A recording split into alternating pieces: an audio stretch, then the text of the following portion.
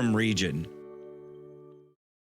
The opinions expressed in the following programs are those of the participants and do not necessarily reflect those of Rogers nor Rogers TV.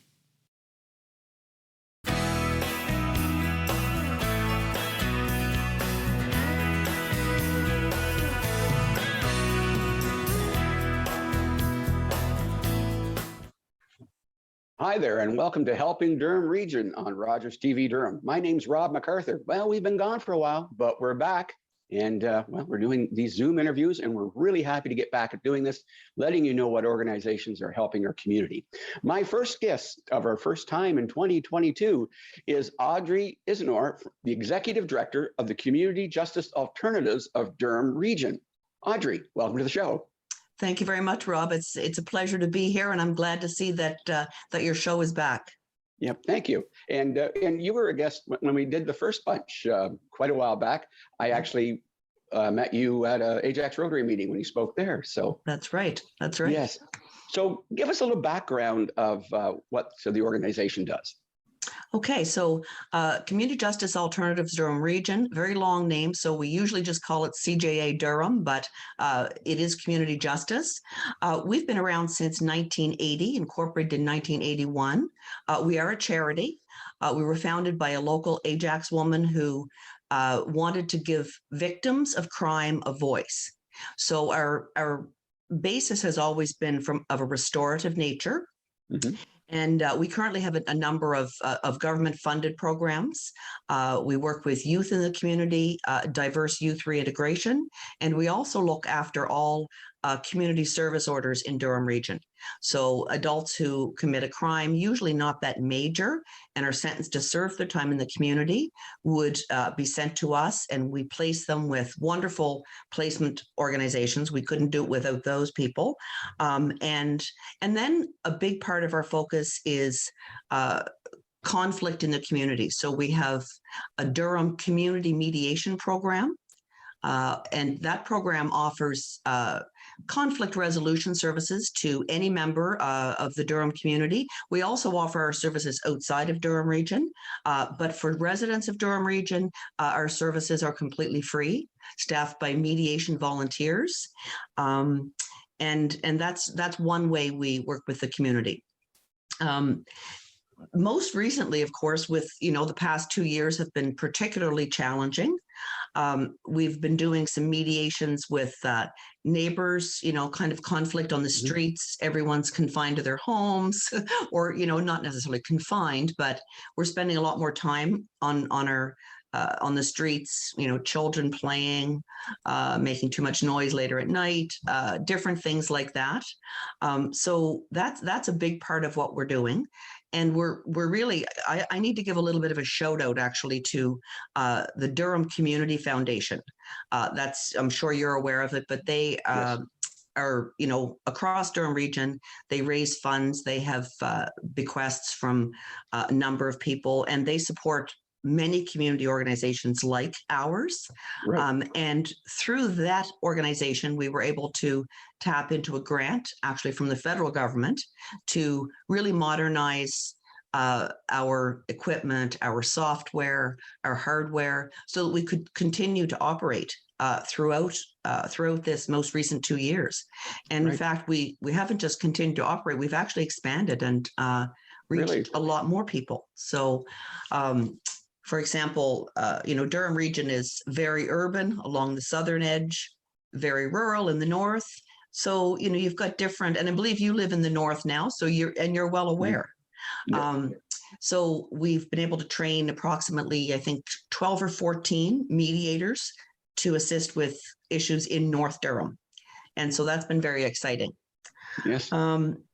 We've really tried, I think this has brought home the last couple of years, our experience has brought home the fact that we need to do more to remove ourselves from dependence on government funding. Right. And so we're really pleased that we've been able to, used to be about 90% of our funding came from government sources, and our last fiscal year was around 70%. Those numbers aren't precise, but right. So we've expanded our social enterprise offerings. We do mediations for some housing organizations, some co-ops, and we charge a very reasonable fee, much less than if you went to me as a private mediator. Right. So it's been an experience, certainly. I think that the people that have suffered most in our organization, as I said, we've kind of expanded and reached out to more people, but the more vulnerable people, youth who don't want to be on a Zoom call, right? I mean, you and I do Zoom calls all the time, right? It's how we live. We're quite comfortable. But you have a 17-year-old young man who's been in trouble with the law. He doesn't particularly want to sit down and do a Zoom call. So lack of facilities. We have a wonderful boxing school in Oshawa that works with our young youth. And, that's been hard hit. Mm-hmm. But overall, I mean, I think you've taken some mediation training, so you know what it's about. Yes, and I've used those skills in family issues. My family, mind you. Absolutely. Absolutely. Well, there's skills, like I said, you don't have to work as a mediator or try to earn a living as a mediator, but the conflict resolution skills really do, they fit, your workplace, they fit your family. Yes. And so we've been working very closely with actually a provincial Indigenous organization, and we're helping that organization with communication skills, with conflict resolution, so that they then in fact can resolve, maybe stop conflict before it happens, right? Or if it does happen, which it will, yes. Then to maybe resolve those issues, within their own communities. That's great. Yes. Mm-hmm. So, and I mean, the municipalities must like this, because normally, I mean, if there was neighbors next door and I had kids like this, and they were a little bit being kids, they'd phone bylaw and bylaw would come. And so this is now a way of completely, do the municipalities basically refer people to you now?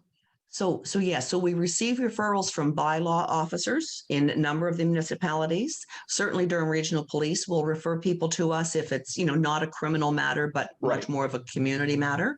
CJA, we're a small organization, right? So and opportunities like you're offering here and Rogers TV is offering is an opportunity for us to get the word out that we are here. So that's been, I don't want to say a failing, but we're here and we have lots of great volunteers, well-trained, but a lot of people still don't know about us. So, maybe twice a year, we should be reaching out to every bylaw officer, and we don't always do that as well as we should. Right. So those, and like I said, the expansion in North Durham, we're working with an organization in North Durham to help us reach the people there. So just so that they're aware of our services. Right. So, and now and you mentioned with the last couple of years, I mean, you've been at it for a number of years. Have the issues and the clients gone up? Is it a steady climb? I would say it kind of fluctuates. So early on in COVID, there was a bit of a lull. People just were, staying very close to home. And then the numbers went up a bit. Now, with our services, with mediation, a lot of it is just simply a telephone call. Mm-hmm. We maybe talk about how they can resolve the conflict themselves without going to mediation. And a lot of people don't want to, maybe if I have a problem with you, for example, I just want to call CJA and have us fix it. Yes. That's not what we do, but we sometimes just do some conflict coaching by telephone. Right. So our numbers of mediations have not probably gone up, but currently, like right at this time, we actually have 5 very active mediations taking place. Okay. And the issues are very different. We're working with the courts on an adult restorative justice process where charges have been laid, and it's before the courts, but they've sent it back to us to try to resolve. It's a bit of a restorative justice community mediation process. I'm going to touch on a fairly sensitive subject because there are very hard opinions sometimes on either side, but we are actually doing some sexual assault conflict resolution.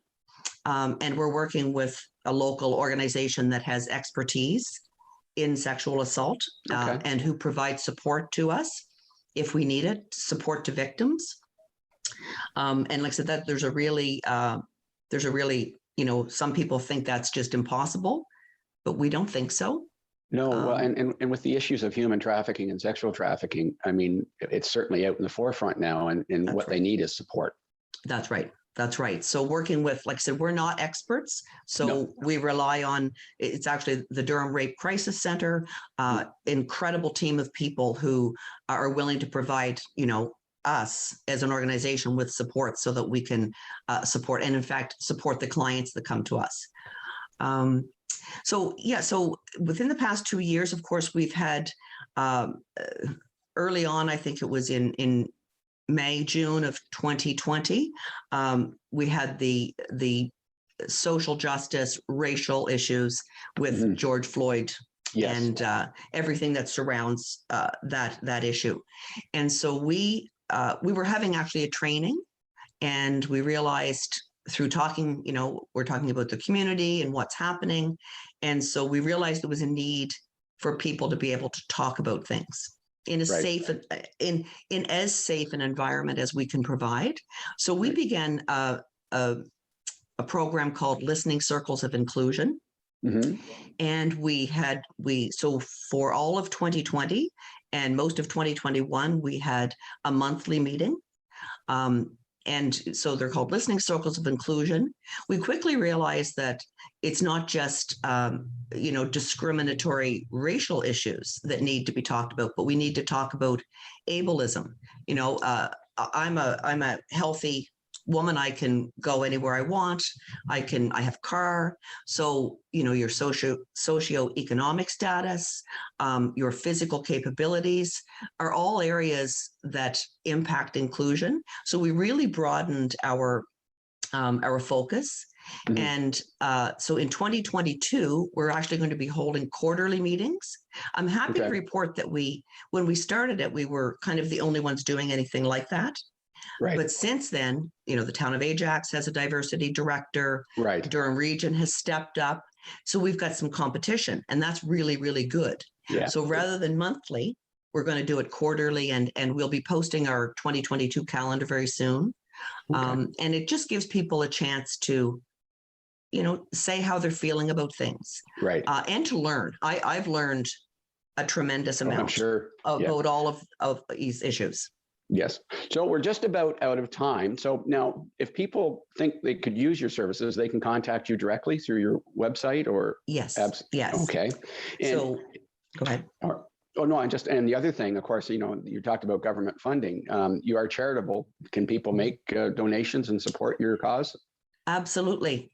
We can certainly give receipts. You can find a PayPal button on our website. Okay. You can certainly reach out to me. My email is on the website at any time. And we do receive some private donations as well that way. Right. Okay. That is awesome. That's good. So you will continue on with the good work. Thank you. And it's especially in these tough times. It's really tough for people. So it's great talking to you again, and I look forward to talking to you in the future, and we'll stay in touch. I might be able to help you with some of your public relations things, helping getting word out. And, that's right. That would be wonderful. Okay. Well, thank you so much, Audrey, and good luck. And I'd like to thank Audrey Isenor, the Executive Director of CGA of Durham Region, and be sure to contact them if you need any sort of mediation services or help or advice. Thanks, Audrey. Thank you. Bye-bye. Bye-bye.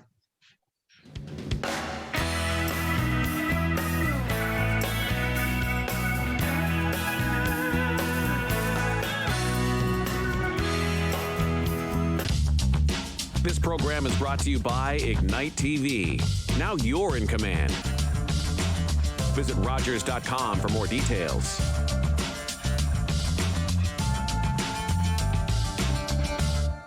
We're creating space for change, progress, equity, reform. This is a call out, a shout out, a reach out to help small businesses, charities, and organizations that support equity deserving groups. Let's promote progress by promoting your brand. We're all in. Dedicating our production resources and media platforms to shine a light on your brand. Apply now at allinforequity.ca. Allinforequity.ca. I felt it was my fault. That I deserved it.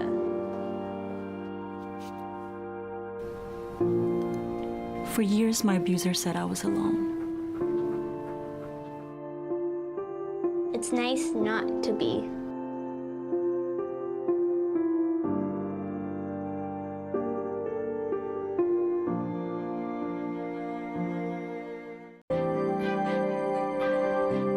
This is Rogers TV.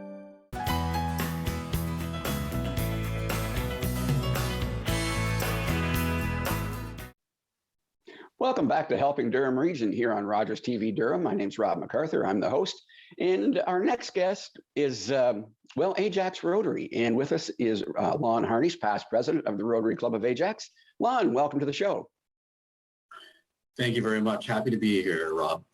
Thanks. And an interesting point this year in 2022, because of the work that Rotary Club of Ajax does in the community and that they help a lot of charities, they are the co-producer of this show now. So I was really happy that you guys decided to help us with the show.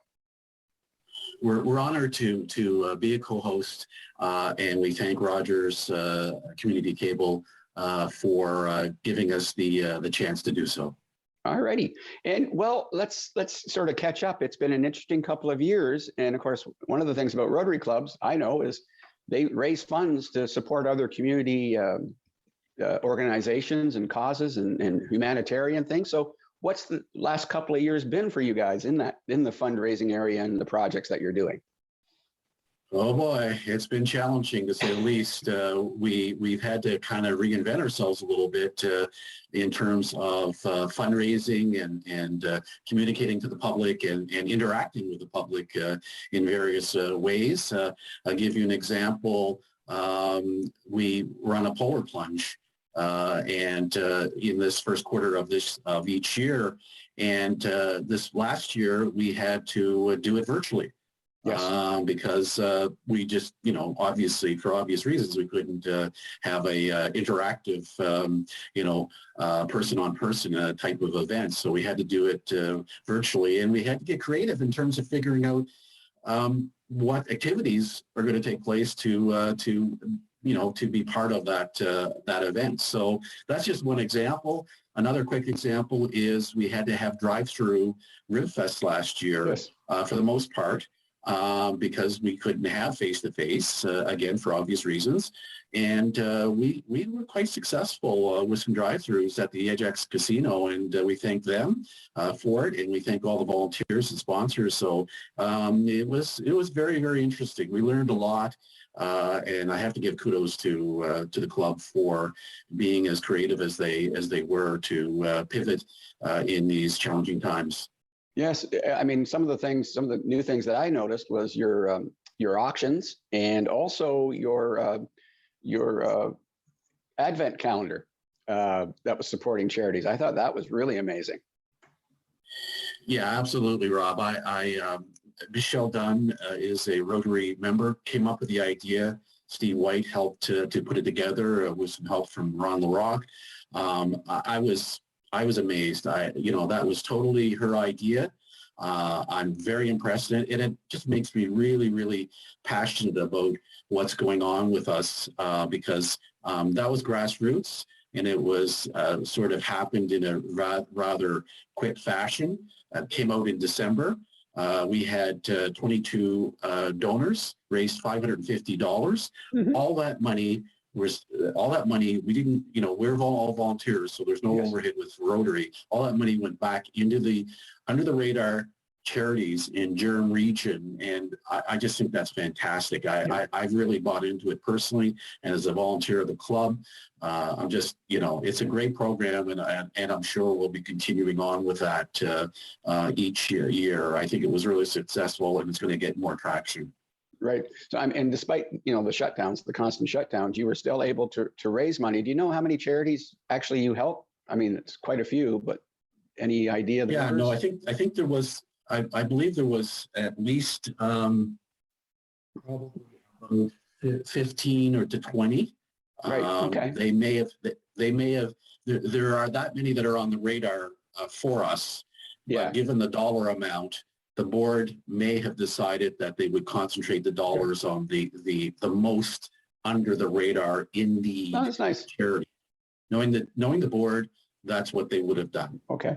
And, you know, and then you raised your money from the drive-through rib fest. And actually, your last one was a bit of a live rib fest, I remember, last year before the shutdown again. But yeah. we're in a Groundhog Day kind of scenario for 2 years. Yeah, we were lucky that things calmed down a little bit, and we had a face-to-face rib fest in July, I believe it was, of last year. Right.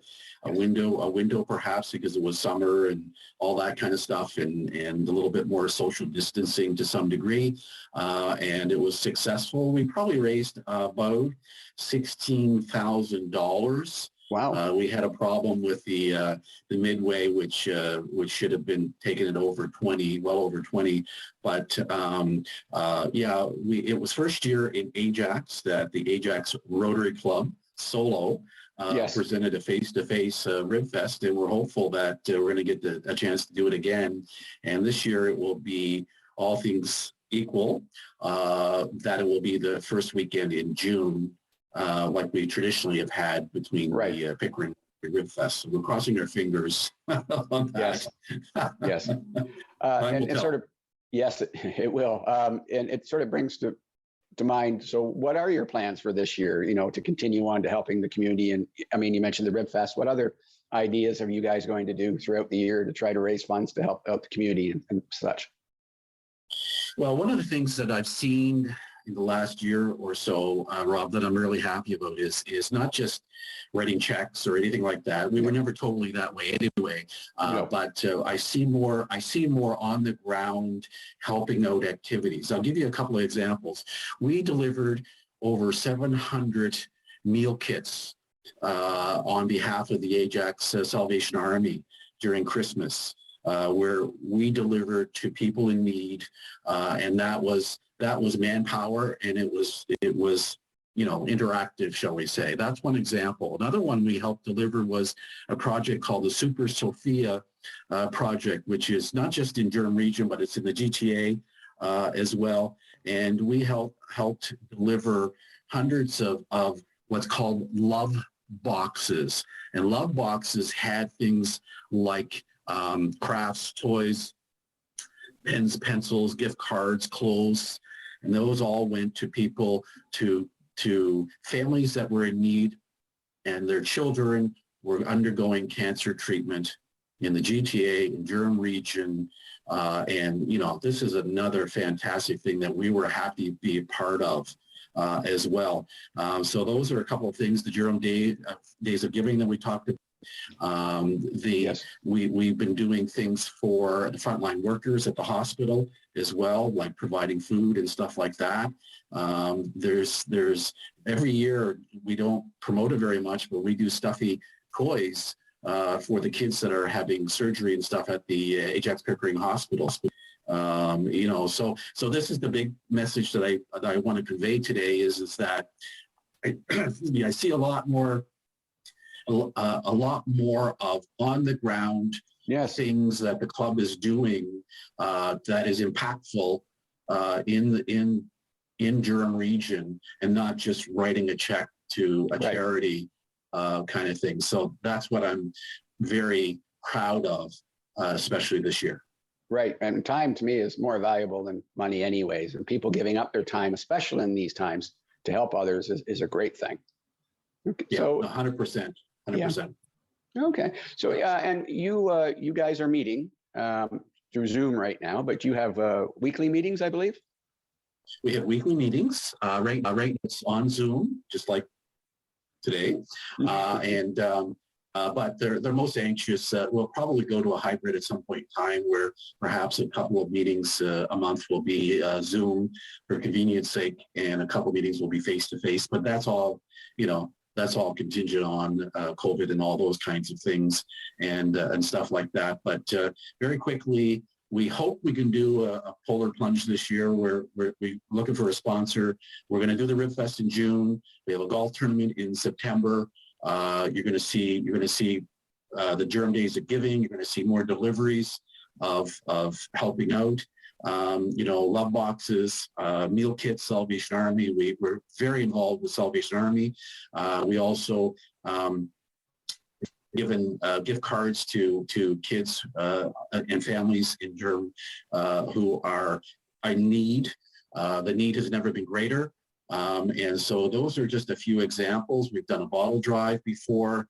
The club is very, very active, and yes, it is. I can say, 35 members or thereabouts. We punch above our weight, and in fact, I'm shaking my head a little bit at times because I see all the additional things that they're doing. And I'm involved in certain aspects of that and so forth. But the things that they've taken on, one of our Rotarians had a pajama project where they gathered pajamas for young kids in need. The list goes on and on. It's incredible. If you check it out, go to ajaxrotary.org and see a sample of the things that we got going on. There's a lot, and I've probably never been more proud than I have lately in terms of the combination of people, time given, and money raised. In addition to all the things that we have going on, it's impressive. Well, yeah, and you're very active in social media, so certainly people can follow you on your social media to see what you're doing. And if I remember, guests are welcome if they'd like to learn more about the club and what Rotary does, and possibly join to help out. Absolutely, the world needs more Rotarians. The world needs more peace. The world needs more of Rotary because we are non-political, non-religious, largest service organization in the world, 1.2 million members around the world. When they get behind something, it's a sight to behold. And this is what attracts a lot of people to Rotary is that, if you want to change your world and the world, yes, join Rotary. Because I'm telling you, it will change your life for the better because of the people that you meet, many great people, friendship you form, and all those kinds of things. And it just comes back two times when you help others. Think we rather than me. Yes, that's right. And you still meet Thursdays? Yeah, we meet on Thursdays we start our meetings at 11:45. Because we have a little bit of fellowship and socializing from those first 15 minutes. And then we kick off the meeting at 12. Anybody can go to the website and, we're happy to send out invites to people who want to join, who want to just listen in. There's no obligation. Right. There's no high pressure. And if you want to just plug into a Rotary meeting, listen to what's going on and stuff like that. We're not a sales organization. We're a volunteer organization trying to help others. Service above self is the motto, and that's what we preach. And we're not looking to sell you on anything other than helping your community. Right. The more people we have, the more good we can do. And so we encourage you to think about others, because it will come back and two times in terms of rewarding you personally, professionally, and in any other fashion. Right. Well, Lon, we've run out of time. Thank you very much for coming on the show and telling us getting us up to date on what Ajax Rotary is doing. Thanks so much again for being the co-producer of the show, and stay safe and healthy. And we'll talk to you soon, I'm sure. Thanks, we will, Rob. Thank you very, very much. All righty. Thank you. Thanks, everybody, for watching the show. We look forward to seeing you next time here on Helping Durham Region on Rogers TV Durham. Have a great day.